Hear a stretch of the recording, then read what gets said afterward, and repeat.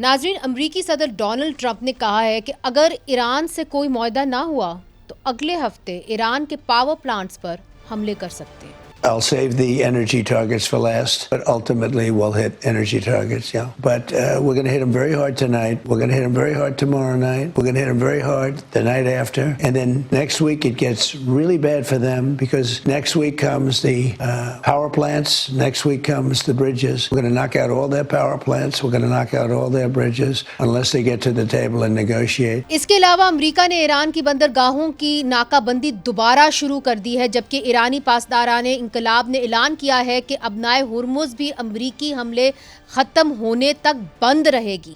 بیان میں مزید کہا کہ خطے میں تیل اور گیس کی دیگر بحری گزرگاہیں بھی نشانہ بن سکتی ہیں.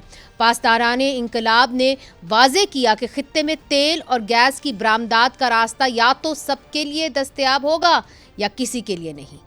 دوسری طرف ایران اور امریکہ کے ایک دوسرے پر کیے گئے حملے میں شدت آ گئی ہے. ایرانی حکومت کے مطابق جنوبی ایران پر حالیہ امریکی حملوں میں 30 سے زائد شہری جو ہیں وہ ہلاک ہو چکے ہیں، جبکہ ایرانی فوج نے اپنے بیان میں کہا ہے کہ صوبہ سیستان و بلوچستان میں ایک فوجی چھاؤنی پر امریکی حملے میں 7 اہلکار مارے گئے ہیں. ان حملوں کے جواب میں ایران نے بحرین، اردن اور کویت میں امریکی فوجی اڈوں پر ڈرون اور میزائل حملے کرنے کا دعویٰ کیا ہے. کیا ایران ابنائے ہرمز کے علاوہ باقی سمندری راستوں کو بھی بند کر سکتا ہے؟ اور اس حوالے سے امریکہ کا رد عمل کیا ہوگا؟ ہمارے ساتھ موجود ہوں گے ڈاکٹر جمیل خان صاحب، سینئر سفارتکار ہیں، آپ متحدہ عرب امارات میں پاکستان کے سفیر بھی رہ چکے ہیں.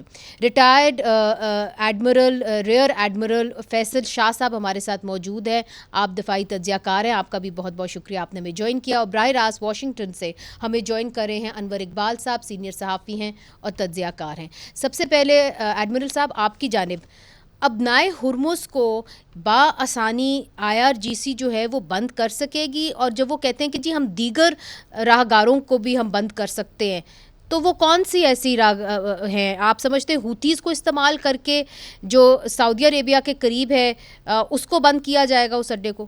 بہت شکریہ مریض مجھے پروگرام میں لینے کا.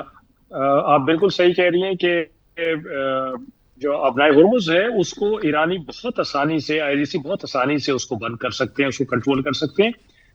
اگر آپ آج IRGC کی تمام ملٹری بورڈز کو بھی ختم کر دیں، ایون دین میں سمجھتا ہوں کہ جغرافی کی وجہ سے ایران کے پاس یہ کیپیبلٹی رہے گی کہ وہ ابنائے ہرمز کو کنٹرول کر سکیں. اچھا، اگر فرض کیجئے کہ آپ اعلان کر دیتے ہیں کہ ابنائے ہرمز کھلی ہوئی ہے، امریکہ کہتا ہے کہ جی میں نے ساری IRGC کی بورڈز کو ختم کر دیا ہے، ایران کی پوری ملٹری کیپیبلٹی ختم ہو گئی ہے، اس وقت ابنائے ہرمز کھلی ہوئی ہے، ایک تھورو فیئر ہے، جس نے جانا ہے جائے، جس نے آنا آئے. میں آپ کو گارنٹی سے کہہ سکتا ہوں کہ ایک مرچنٹ شپ بھی وہاں سے نہیں گزرے گا، اس لیے کہ یہ مرچنٹ شپس کی یا شپنگ کمپنیز کی سائیکالوجی ہے کہ وہ کبھی کسی ایسے علاقے سے نہیں گزرتے جہاں سے انہیں 200% یقین نہ ہو کہ یہ علاقہ سیف ہے. اب میں یہ اس لیے کہہ رہا ہوں کہ ابنائے ہرمز پہ جو ایران کی جغرافی ہے وہ اس کو یہ ایڈوانٹیج پرووائڈ کرتی ہے کہ وہ ایون فشنگ بوٹس کے ذریعے بھی اس کو کنٹرول کر سکتے ہیں اور وہاں پہ شپس کو ٹارگٹ کر سکتے ہیں. اور جس کی وجہ سے اگر ایک بھی شپ ٹارگٹ ہو جاتا ہے یا ایک بھی شپ کے اوپر یا اس کے آس پاس کوئی راکٹ، کوئی گولی، کوئی میسائل گر جاتا ہے، تمام شپنگ کمپنیز وہاں سے جانا آنا چھوڑ دیں گی. عمان کی سائڈ سے بھی شپس جاری ہیں، ان کو بھی وہ بآسانی ٹارگٹ کر سکتے ہیں. اس کو بھی کر سکتے ہیں کیونکہ علاقہ اتنا بڑا نہیں ہے جس کو IRGC یا ایرانین آرم فورسز یا ایرانی حکومت کنٹرول نہ کر سکے. علاقہ جو آپ دیکھیں نا کہ جو ابنائے ہرمز کا سب سے نیرو پارٹ ہے وہاں پہ کتنا ہے، تو کوئی 33 کلومیٹر کی بات ہے. یہ تو 33 کلومیٹر کتنا علاقہ ہوتا ہے؟ 33 کلومیٹر تو لوگ میراتھن کر لیتے ہیں، میراتھن میں تھوڑا سا زیادہ بھاگے تو 33 کلومیٹر ہو جاتے ہیں. اگر وہ ایسا کرتے ہیں تو یونائٹڈ اسٹیٹس کے پاس کیا آپشنز رہ جائیں گی؟ کیا وہ، کیونکہ اگر عمان یونائٹڈ اسٹیٹس کا ساتھ دیتا ہے، جو دے سکتا ہے وہ، تو پھر یونائٹڈ اسٹیٹس پھر کیا کر سکتا ہے وہاں پہ اس کو ابنائے ہرمز کو کھولنے کے لیے یا کھلا رکھنے کے لیے؟ یہ چیز خارج از امکان ہے کہ آپ کسی فورس کے ذریعے ابنائے ہرمز کو کھولنے کی کوشش کریں. میں آپ کو یہ حتمن بتا رہا ہوں کہ اگر آپ فورس کے ذریعے، جیسے اب سی ڈرونز کا استعمال شروع کر دیا ہے امریکہ نے، چلے آپ سی ڈرونز کا استعمال شروع کر لیں، آپ اوپر سے بومبنگ کر لیں، آپ ایرانیوں کی جب تک مرضی نہیں ہوگی ابنائے ہرمز سیف نہیں ہوگی. آپ اس کو کھلنے کا کہہ سکتے ہیں کہ یہ کھلی ہے تمام شپنگ کے بٹ لیے، اٹ وونٹ بی لیکن وہ سیف. سیف ٹھیک ہے، نہیں میں ہوگی. سمجھ It گئی. won't be safe. اور باب المندب کے بارے میں بھی آپ یہی سمجھتے ہیں کہ ہوتھیز جی کے پاس وہ کیپیسٹی جی، کیپیبلٹی ہے کہ وہ بند کر سکتے ہیں وہ راستہ؟ میں تو یہ صرف سمجھتا نہیں ہوں، بلکہ ہم سب نے پچھلے 2 سال میں دیکھا ہے کہ ہوتیز نے باب المندب کو باقاعدہ کنٹرول کیا اور بند کیا، جس کی وجہ سے یونائٹڈ اسٹیٹس نیوی اور یو کے رائل نیوی کی ڈپلوائمنٹ ہوئی ریڈ سی کے اندر. انہوں نے شپنگ کمپنیز کو یہ اعلان کیا کہ آپ یہاں سے گزریں، ہم آپ کو پروٹیکشن دیں گے، اسکاٹنگ کریں گے. آپ ڈیٹا اٹھا کے دیکھ لیجئے کتنی شپنگ کمپنیز وہاں سے گزرنے پہ راضی ہوئی ہیں. شپس جاتے تھے اور افریقہ کے نیچے ٹھیک سے ہے، گھوم کے آتے جاتے تھے. بڑی آپ تو نے جن کے اہم، پاس جی بہت آپ نے اہم بات کی ہے ڈاکٹر جمیل خان صاحب. آپ کیا دیکھتے ہیں کہ پھر یو اے ای جو ہے وہ کہاں کھڑا ہوگا؟ کیا اس کے ذریعے امریکہ بچ بچا کر سکے گا، ابنائے ہرموز کو بھی کھول سکے گا یا کھلا رکھ سکے گا، اور جہاں جو سعودی عربیہ کا جو علاقہ جہاں سے ہے باب المندب، اس کے اوپر بھی کوئی کاؤنٹر ایکٹیویٹی کر سکتا ہے؟ نہیں، باب المندب کا تو خیر وہ یانبو ان کا سعودی عرب کا ہے پورٹ وہاں، لیکن اس سے زیادہ تو اس کی گرفت ہے ہوتیوں کی وہاں، کیونکہ ہوتی اس کے نزدیک ہیں، اور یہ بھی ایک اتنا چھوٹا سا ٹکڑا ہے کہ کوئی 40 منٹ کے اندر ایک لانچ پر اس کو کراس کیا جا سکتا ہے یمن کی سائڈ سے جپوٹی کی سائڈ پر. تو یہ بہت چھوٹا سا نیرو سائز ہے یہ. تو اس میں اگین وہاں ہوتی کر سکتے ہیں.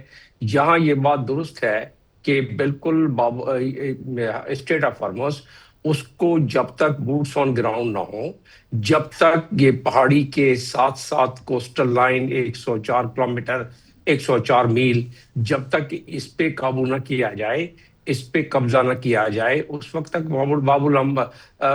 اس وقت تک اسٹیٹ آف ہرمز وہ اس پہ مسلط رہیں گے اور اس پہ تسلط رہے گا، جی یا اس پر ان کا کنٹرول رہے گا جی ایران کا، اور ایران اس کنٹرول کو نہیں چھوڑے گا، کیونکہ ایران نے ان پہاڑوں میں ٹنلنگ کر کے اپنی فورٹیفائڈ پوزیشن رکھی ہوئی ہے. اور ٹھیک ہے امریکہ اگر بوٹ جی. آن گراؤنڈ کر سکتا تو کر لیا ہوتا، اس نے پچھلی دفعہ کر لیا ہوتا، ٹھیک ہے، جون میں کر لیا ہوتا. رائٹ. سو انور اقبال صاحب، جس طرح کے ڈاکٹر صاحب بھی کہہ رہے ہیں، ایڈمرل صاحب بھی کہہ رہے ہیں، یہ اتنا آسان نہیں ہوگا کہ آپ اسٹریٹ آف ہورموز جو ہے آپ اس کے پر حاوی ہو جائیں اور ایران کو آپ مات دے دیں. خاص طور پہ انہوں نے باب المندب کا بھی کہا کہ اس کو بھی بند کیا جا سکتا ہے. IRGC can be successful. Now صدر ٹرمپ جو ہیں، ہاؤ فار ول ہی گو؟ جب وہ کہتے ہیں کہ جی ہم اب آپ کو بوم کریں گے، کیا امریکی پبلک ان کو سپورٹ کرے گی؟ ہم دیکھیں امریکن پبلک جو ہے ڈیوائیڈڈ ہے. یعنی یہ بات بالکل درست ہے کہ اکثریت، بلکہ بڑی اکثریت جنگ نہیں چاہتی ایران کے ساتھ، اور نہ شروع سے وہ جنگ کے مخالف تھے.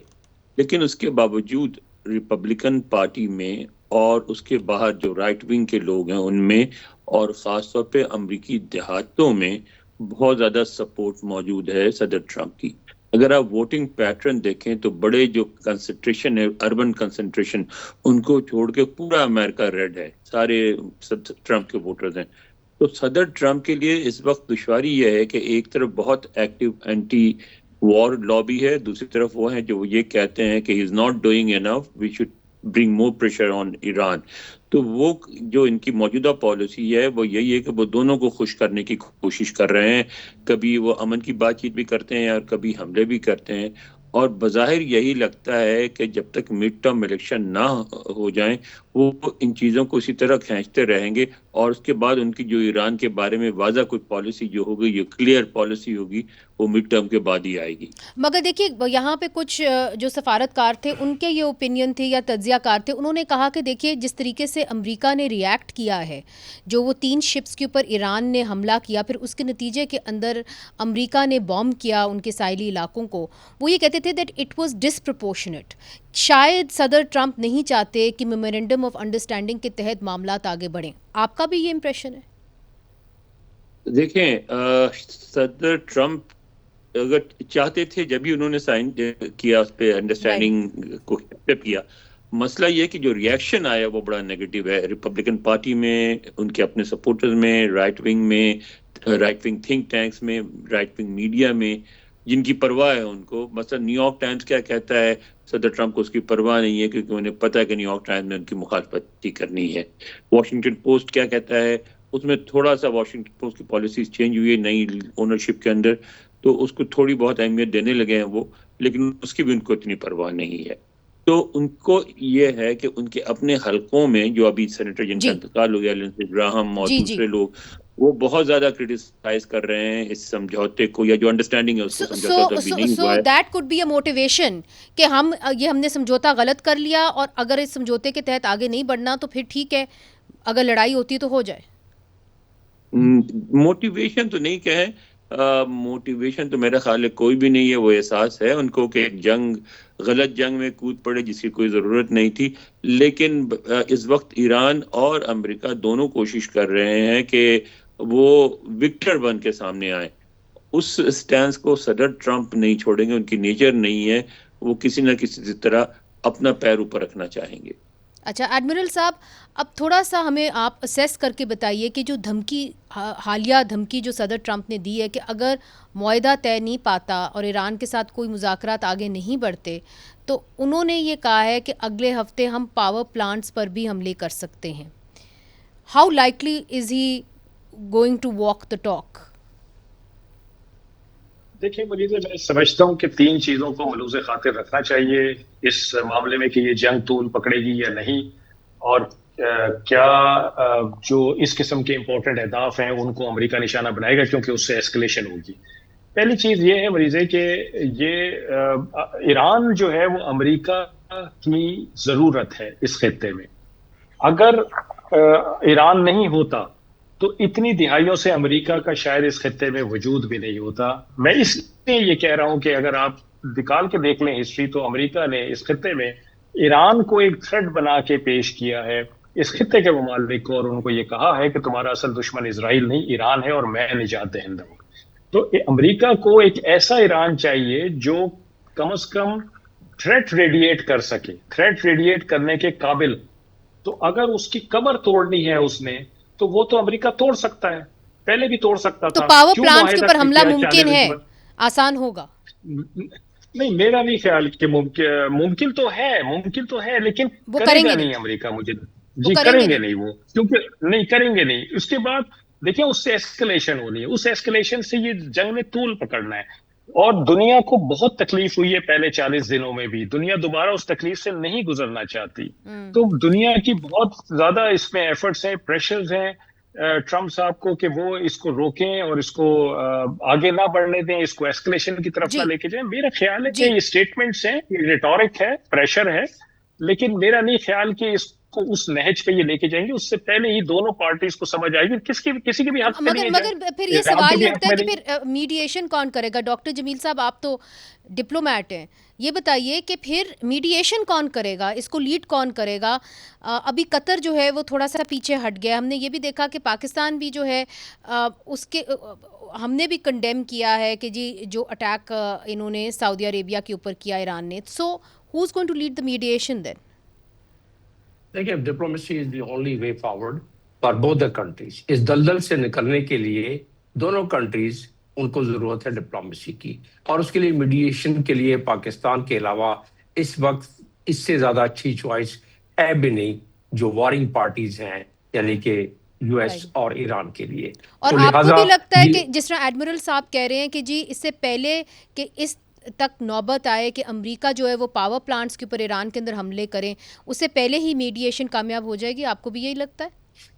نہیں, اس لیے کہ دنیا اس چیز کی متحمل نہیں ہو سکتی کہ اگر ایک تو یہ ہے کہ ایک ہفتہ مزید اس کو طول دیا جا سکے, کیونکہ پہلے جو ڈسرپشن ہوئی ہے سپلائی میں, اسی ڈسرپشن سے جو دنیا میں ایک افراتفری مچی ہے وہ اب تک اس سے ریکور نہیں کر پائے ہیں، اس میں ان کو سال سے زیادہ لگ جائے گا ریکور کرنے میں. ابھی تو وہ سپلائی چین جو ہے دوبارہ اپنے طور پر دوبارہ ریزیوم بھی نہیں ہوئی ہے. تو دوبارہ اگر یہ بالکل اسٹریٹ آف ہارمز بھی بند رہا، سپلائی چین میں دوبارہ ڈسٹرپشن آ گئی، تو پھر تو دوبارہ اسی دنیا اسی معاشی مصیبت میں پڑ جائے گی، معاشی اذیت میں پڑ جائے گی. اور ظاہر ہے امریکہ میں بھی اس کا اثر، انور صاحب ہیں بتائیں گے کہ امریکہ میں بھی اس کا اثر تو سامنے نظر آ رہا ہوگا. تو جب یہ تمام چیزیں سامنے نظر آ رہی ہوں گی تو کیا یہ قابل برداشت رہے گا ایک طویل عرصے کے لیے؟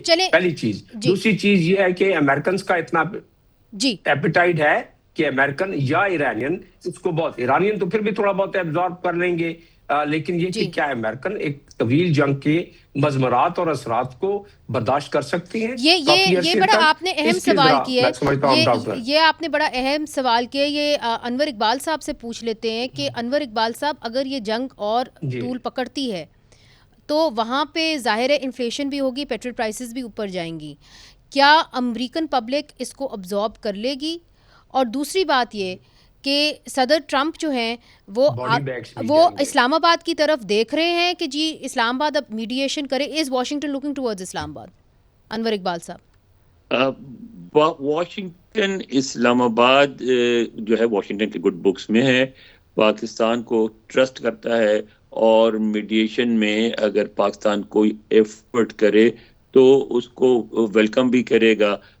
لیکن یہ سمجھنا کہ واشنگٹن، پاکستان یا قطر یا کوئی اور ملک اس پوزیشن میں ہے کہ صدر ٹرمپ کو پرسویٹ کر سکے کہ وہ اپنا ڈیسیشن چینج کریں، میرا نہیں خیال. میرا خیال ہے کہ جو بھی میڈیٹر ہے وہ پیغام رسانی زیادہ کرے گا اور پریشر کسی پہ نہیں بنا سکتا. نا میرا خیال ہے پہلے پاکستان کا کوئی پریشر تھا ایران پر یا اس امریکہ پر. پاکستان کی بڑی اہمیت ہے اپنی جگہ، ایک ایسا ملک ہے جس کے دونوں سے تعلقات ہیں، دونوں ان کی بات سنتے ہیں. یہاں آپ نے دیکھا، میں نے اسٹوری بھی کی تھی یو این سیکورٹی کونسل میں ڈیبیٹ میں، باضابطہ پاکستان کی تعریف کی ایران نے، امریکی پہلے کرتے رہے ہیں. تو پاکستان کی جو ایڈوانٹیج ہے وہ رہے گا. لیکن پاکستانی جو سفارتکار ہیں جو انوالو ہیں اس پروسیس میں، وہ بھی یہ سمجھتے ہیں کہ ہمیں ایک حد میں رہ کے سفارتکاری کرنی چاہیے. اگر ہم اپنے رول کو زیادہ اوور پلے کریں گے تو وہ پھر نقصان دہ ہوگا.